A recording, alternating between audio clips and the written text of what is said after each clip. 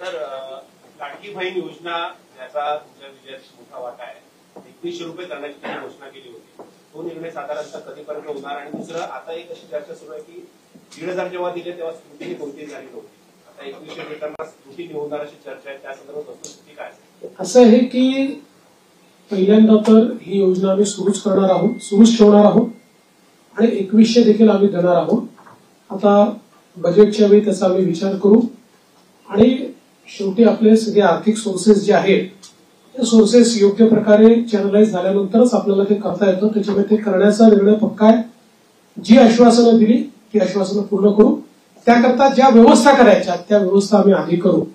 स्क्रुटिनीचा जिथपर्यंत सवाल आहे तिथपर्यंत एवढंच आहे की निकषाच्या बाहेर जर कोणी घेतलं असेल, निकषातला जो असेल त्याला कोणालाही त्यातनं कमी करायचं नाहीये. पण काही तक्रारी आल्या आहेत की निकषाच्या बाहेर मिळालेला आहे.